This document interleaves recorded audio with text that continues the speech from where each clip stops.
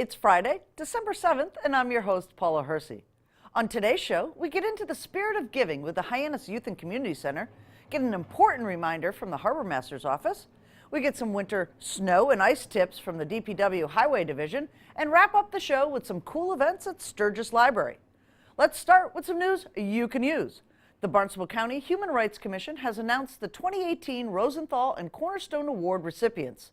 The Rosenthal Community Champion Award was named after Irving Leopold Rosenthal. It is given to those in public sector who are recognized by their peers, community, and associates as individuals who have fostered and supported human rights, concepts, and ideals, particularly those who have worked to advance human rights and to eliminate discrimination. This year's Rosenthal Award recipient is Dan Wolf, CEO of Cape Air and a 3-term state senator. The Cornerstone Award is given to individuals recognized by their peers, community, and associates as those who have fostered and supported human rights, concepts, and ideals. The 2018 Cornerstone Award recipient is the Cape and Islands Special Olympics. Our sincere gratitude to all those recipients. We are grateful to each of you for your continued dedication to promoting the rights of all our residents on Cape Cod. From Christmas tree loaded with hats and mittens to actual free Christmas trees, the Hyannis Youth and Community Center gets into the spirit of giving back to the community. Baby, it's cold outside. And you know what? Our community needs our help. Here with me today, Laura Kelleher from the HYCC rink. You are going to help the community. It didn't kind of come out at first that way. It was just a nice idea to decorate a Christmas tree a little differently. So when we first started the holiday skating show, I thought it would be kind of fun because our lobby's huge. It's pretty big. That we had a really big old tree that came from the old building with us.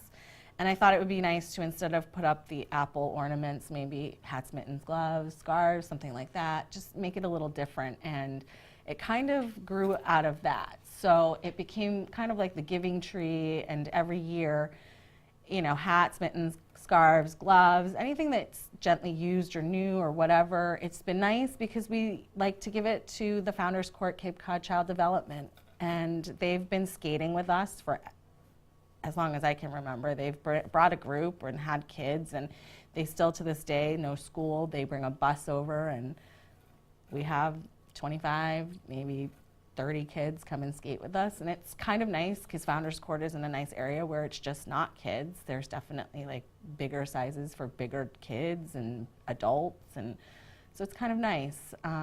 It's kind of nice to see what people bring in too. Right.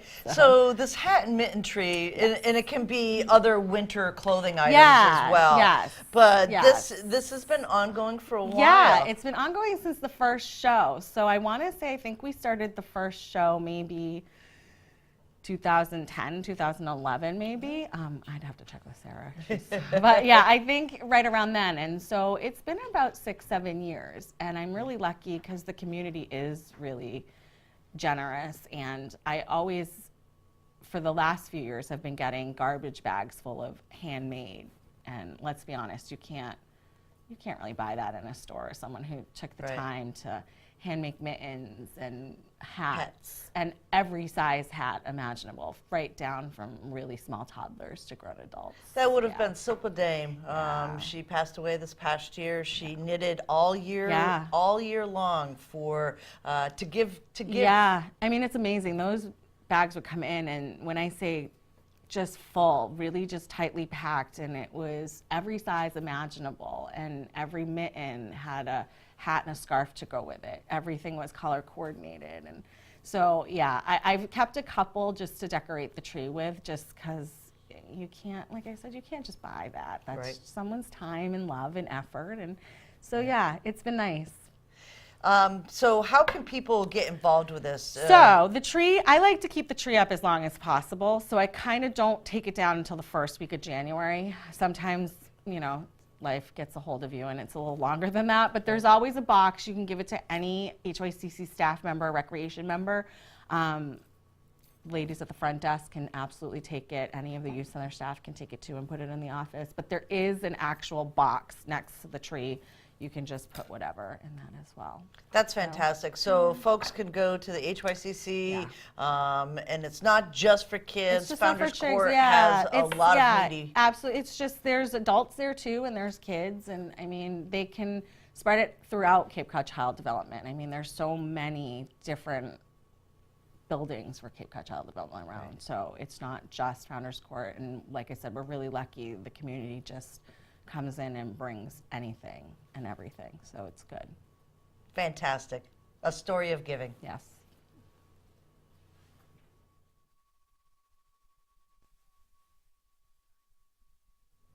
Well, it can't be Christmas without a tree, and the HYCC continues giving. With me today, George Noonan. You give away Christmas trees. Well, I personally don't give them away. A good friend of mine and a friend of the larger Barnstable and Cape Cod community, E.J. Jackstimer, donates trees to us every year to help give out to families or people that just, they could use a tree. Maybe money's a little tight this month, and, maybe if you don't have to buy a tree, maybe one or two more presents under that tree. So, the idea is to give those trees to families that might need it or someone who might just need a little break. Right. E.J. Jackstimer is a huge community supporter out there, and he donates these trees. So the HYC gets these trees, and folks, how does this work? Well, if they need a tree, they can give me a call at the HYCC, 508-790-6345, extension 127, or drop me an email and contact me and just say, hey, I'm so-and-so, we could use a tree this year, and can you help me out? And the answer is yes. Absolutely. Just come on down. We have them all in the back of the building. Just come down, grab one, and we'll help you load it. If you can't get to us, I'll deliver it. That's not a big deal to me. I'll come out to you. Be happy to. So how big are these trees? They range from like 4.5 feet to about 6 feet tall. They're nice trees. They're really nice trees. That's fantastic. Yeah. So you've also already given some of these, donated some of these trees to organizations? We have. We've given some out through the International Guard for the guys on the base. They appreciate it because those guys don't make a lot of money. It's tough sometimes. Christmas may not actually fall on the 25th for them because they might be deployed. They might be shipping out. You never know. So we did that for them. We did the grandmothers who helped raise their grandchildren. We did a few trees for them. I know Big Brothers Big Sisters, Capabilities got some trees from EJ. So, I mean, the man's generosity and his whole family, Terry, the boys, right. They knows no end. Right. And like you said, if you didn't have to pay for the tree, that might mean, some hats and mittens or coats or another toy under the tree for some family out there. Absolutely. I mean, Christmas is about giving, as we all know, and, for us to help give something to the community is really important to us. And, all we'd ever ask in return is maybe you take that gift, maybe pass it on. I love the movie Scrooge, right. With Bill Murray and stuff like that. And at the end he says, be the miracle. So everyone else, we'll be the miracle for somebody, and then you be the miracle for someone else, and kind of spread it around like that. Pay it forward. Pay it forward. Pay it forward and be the miracle. There you go. Excellent. Thanks, George. All right. Thank you. While you're out there checking your mailbox for holiday cards, don't overlook those renewal notices from the Harbor Master's office. All I want for Christmas is for you to renew your mooring or your marina slips. Those are coming in the mail, aren't they, Brian? And waitlist. So let's go through that. We have the individual mooring permit. That mooring permit renewals will be due February 28th at 4:15 in the Harbor Master's office. Waitlist will be due by February 15th by 4:15 in the Harbor Master's office. And we have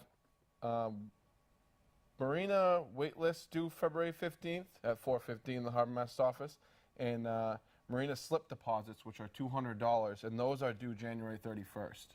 Okay, so these dates are really important. Tell people how they're going to get notified of this and why it's important to get this stuff in on time. Renewals will all be sent in the mail. individuals will get them in the mail, and they will come into the Harbor Master's office or mail them back into the Harbor Master's office. Okay. And why is that important? You're going to lose it if you don't renew it. That's right. You'll lose it if you don't renew it, as well as pay another fee if you don't renew it in time. So. Oh, so there's fees associated with late payment. Yeah, late payment of a mooring. If you're late, there is a late fee period, which is an additional $50. Okay, so that's good, good information for people to have, especially at this time of year. You don't want to spend money that you're not going to have, right? That's right. More importantly, just to cover the new mooring fees, they're going to be $135 this year. Waitlist fee will be $15 this year. It'll be $275 for the mooring rental. That's the transient moorings. It will be for a mooring permit transfer within the family only will be $50. And new this year will be a change of vessel fee. It'll be $25. I processed approximately 125 change of vessel requests, so there'll be a new fee of $25. Fees were adjusted to cover the cost of the mooring program. And so you will see them on the mooring renewals as well as the waitlist renewals. Okay, so there's all your renewals are due. You know, there's rolling dates for this, but they definitely need to be in by that date, or you'll incur a late fee. And hopefully everybody gets that in their mail. Yeah, just one more thing. The waitlist, there's no late fee for the waitlist. Okay. The cutoff date is the cutoff date. So make sure that you're here by February 15th at 4:15. Okay. Or it's in the mail. Here in the mail by February 15th. So okay. That's important, because once then you're cut off after that, and we don't want that to happen. So exactly. Well, all good dates. Make sure that you get that paperwork in and secure your mooring and your marina slips. Thank you. Thanks, Brian. Plowing snow at night with blowing winds, it's almost impossible to see the edge of the road. Help the Department of Public Works out this winter and stake the perimeters of your driveway and yard. It's not too early to start thinking about winter storms. With me today, we're out here at the DPW yard. Rob Steen and Joe Marshall, it's almost time for you guys to head out for storms. It absolutely is. Yes. We got the crews built up, gear's getting ready, and we've been watching the weather now for 2 to 3 weeks. With that cold spell last week with Thanksgiving, we got kind of a little scared there, so we've been starting to snipe and form. So the town of Barnstable and DPW has created a brochure for folks to really have them understand how snow and ice gets cleared from our streets. Can you give us a little information on categories of storms? Sure. So that came because we did, if those of you that remember, back in 2015 we had Juno. And that was a very large storm with a lot of impact on us. And we would have people calling DPW saying, well, we don't understand. You know, you always remove snow. What's the problem this time? Well, it's a different storm than the other storms. We realized that we failed in terms of communicating expectations, that different storms are going to have different outcomes based on how the department's configured. So what we did is we looked at that and we looked at what our abilities are. And those three categories, A, B, and C, are based on DPW's abilities. And we looked at where we can do what we can do and where we can't. And said, okay, we're going to break into three categories: Category A, Category B, Category C. And roughly, if you have to try to think about it from an inch perspective, Category A is up to about 18 inches of snow, less than an inch an hour, generally a storm that lasts less than 24 hours. Our traditional, typical storm, and we traditionally get like an 8 or 9 incher, right in the sweet spot of Category A. Category B is delineated from A in the fact that when we get to Category B, the small trucks, and you'll see some of them around here that do our secondary roads, and in town there's two sort of forms of roads that we'll talk about here, main roads and secondary roads. The small trucks that do our secondary roads start to get stuck pretty routinely in Category B. We experienced that in Juneau, where at one point in time, basically our entire small truck fleet was stuck. And we spent more time rescuing them than we did moving snow. We eventually had to stop doing that. And that's what significantly happens from A to B, is in Category B, we start pulling back out of the secondaries. We've pulled out of the parking lots at that point in time. We're throwing all the heavy gear we can on the main roads, trying to keep main roads open. If the storm gets above a 24-inch storm and more than an inch an hour for any extended period of time, because the accumulation comes pretty hard that fast at that point, we're now starting to get into a Category C. When we get into a Category C, the smaller dump trucks you see in terms of the 6-wheel dump trucks, they start to get stuck all the time. In fact, during June, I'd look out the window and there's one stuck right in front of us at our gas pumps.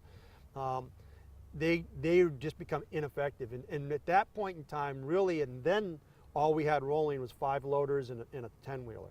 Now we've beefed up the fleet. We have the Oshkoshes. We have different additional 10-wheelers in the fleet. We should be better, but really what we're going to be focusing on is the hospital routes and life safety. What does the police department need from us? What does the fire department need from us? And the hospital routes particularly. Anything left in terms of capacity will go on to main roads and the principal main roads, but generally speaking, if we're in a category C, people's expectations need to be, we are going to be snowed in, it will be a while before we get into roads. When we do, they'll be hard pack. It's going to feel very much like what we experienced in 2015, hopefully better, but kind of similar outcomes. Right. And Joe, there's a lot of things that residents can do to actually help you guys out on the roads. What are some of the suggestions you have for folks? Well, you know, in snow and ice preparation, you know, we ask the folks to stake their properties so we can see their, you know, the turf. We can see their driveway. We can see the road line, so we're not peeling up their grass. Also, is just, you know, hear the warnings. You know, be safe. You know, stay off the roads when asked to. You know, try to let us do our job and not hinder and get in our way. Right. Why do you not want them on the roads? If you say they can't park on Main Street, why is that? Well, like Rob was alluding to, is if we're in those kind of category storms, the public tends to get stuck. And then we're spending time trying to rescue and help emergency response get them off the road, and that takes us away from our job. Right. So the most important thing that we really want folks to understand is this is all done for emergency purposes. So if they do have a problem, there's a route to and from them.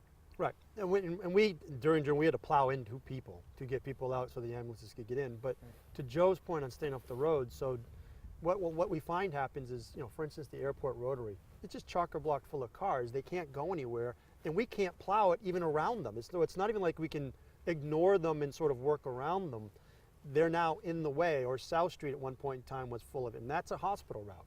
So ambulances were having a difficult time getting down into there because the road was full of cars that had gone out to see what had happened and had gotten stuck. It's not a good idea, whether it be a hurricane or a significant snowstorm, to go wandering around to see what's going on until the event's done and everything's cleaned up and you've been told that it's safe to move around. Right.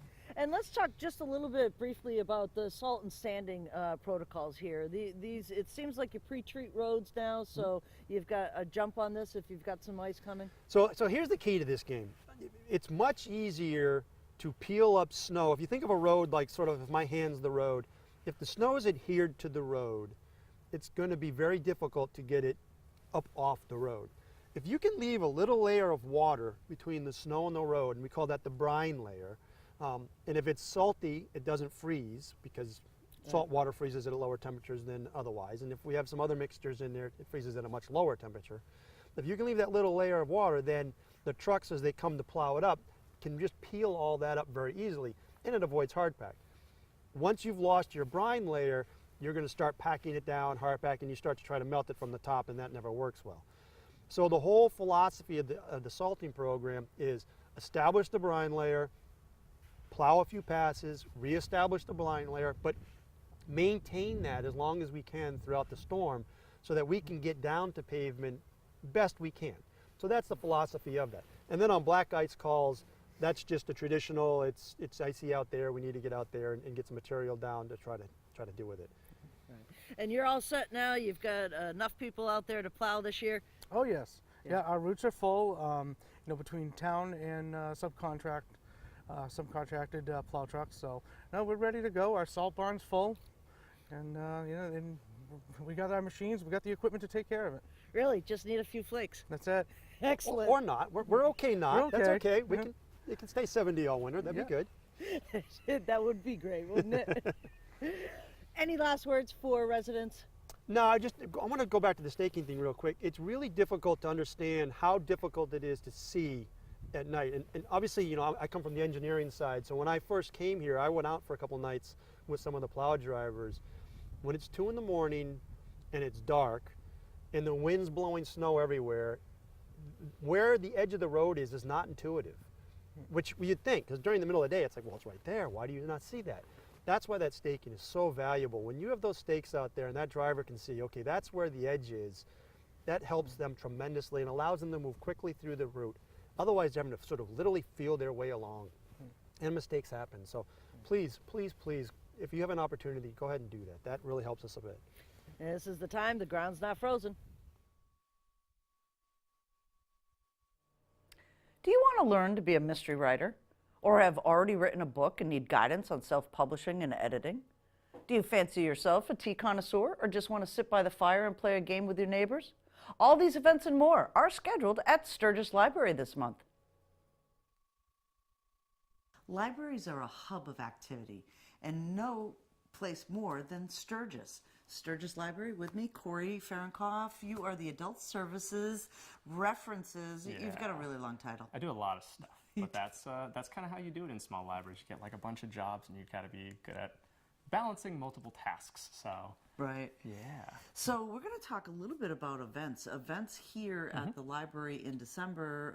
You would think that maybe, it would be slow, but there's a lot of things to do here. Yeah, I mean, we try to keep it busy because of like, I know summer's the busy season. You got to have like a billion events for the summer, but we need to keep all of our local patrons in mind and make sure there's programming that's interesting and entertaining and educational all throughout the year.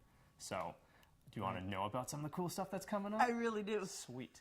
So, in order for December, this weekend, December the 8th, we have our 12 Days of Christmas Tea. That's going to be, it's $25 a ticket, but we have a master tea brewer. That's the name I'm going to give him. And he's going to come and brew 2 or 3 types of different tea. He does a talk on the traditions of tea, the ways to brew different types of tea, the etiquette of, like, I don't know how to say it, like traditional fancy English teas. And people are encouraged to bring their own meaningful teacups and kind of like have a conversation around that. So that's really a big fun time for the holidays. Then next week we have on Tuesday, December 11th at 6:30 p.m. we have Joe Through coming and doing a talk on how to write mysteries. He's a local mystery novel writer. He'll read from one of his novels, his most recent novel, and he's going to tell people about like, if you've ever wanted to write mystery, like this is how you plot, and this is how you create characters, and this is how you make your MacGuffin and your red herring and all those other like mystery specific terms. And then the next day, we've got like this whole like string of writing related programs, which is pretty cool. This is going to be the final part of our Arts Foundation of Cape Cod writing grant, so it's kind of like our big finale. It's going to be a talk on publishing and editing. It's a conversation between Claire Polders, Daniel Presley, and myself, because I also write. That's Wednesday, December 12th, 2018 at 6 p.m. free to the public. So Daniel Presley and Claire Polders are both coming from France to do this talk, which is kind of a big deal. They're both very successful writers. They've published a YA novel that's out through Simon & Schuster. She's published 4 novels in Dutch. And he is also a film director and film writer, and his movies have gotten a lot of like critical acclaim over the years. So we're going to be talking everything, editing and publishing, like if you have a novel or short stories, like what do you do with them? Who do you send it to? How do you make sure it's ready to be like seen by an audience? We're going to talk about how to become your best editor, what to do if you want to approach an editor at magazines or at different small presses. We're kind of just going to answer everyone's question on like, what do you want to know about this? Anything editing and publishing, please bring questions. We've got tons of answers. And then the last thing we've got is going to be an ongoing kind of a community event here at the library. So it's going to be every Friday from 12 to 4 p.m. It's called our Fireside Fridays. And in the Lowell room, we've got a really nice gas fireplace. So that'll be on. And we're going to set up a bunch of different stations for games, different conversations. There will be different like seasonal snacks like hot cider, different types of donuts, different things like that. It's really made for teenagers and up, so it's going to be kind of like a really cool like meet and greet situation. So that'll be open and ongoing. And what time are those? So those are from 12 to 4 p.m. on every Friday. And they go from December through? December, January, and February. Oh, perfect for the winter. Yeah. and then it gets warm, and we don't need fires anymore. So. Right. So just tons of actual events going here, but you also have a jewelry sale going on now Oh too? yeah, thank you for reminding me. For the next week or so, we've got our holiday ornaments and decor sale going on. So we have like 1 billion ornaments for like $1 and up, and there's a bunch of cool like holiday related like statues and dishes and like anything you could think about that would be at a holiday sale is at our holiday sale. And there's also a really cool tree we're raffling off that all the proceeds go to the library. So That's fantastic. support your local libraries. Support your local library and come in and you know, some of these events are really, really tailored to the patrons that live here year round. I Yeah. mean, there's a lot of arts and culture here and people are learning, you know, they want to learn to write. You know, the array of programming is fantastic, Corey. Good. I'm glad you enjoy it. Excellent. Thank you. Here's a look at the community calendar. What's better than a pancake breakfast? Well, a pancake breakfast with Santa and the West Barnstable firefighters. This Sunday, December 9th, at the fire station on Route 149 in West Barnstable from 8 a.m. to 11 a.m. Come get a picture with Santa, have a full pancake breakfast for a small donation at the door. Here's a look at the upcoming meetings for boards, commissions, and committees.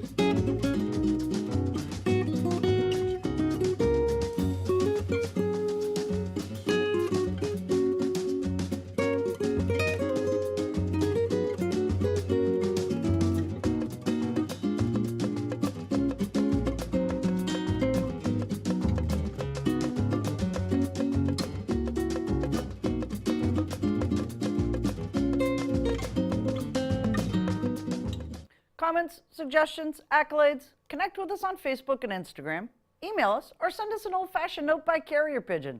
Channel 18 works. For you, I'm Paula Hersey, and thank you for watching Barnstable Today.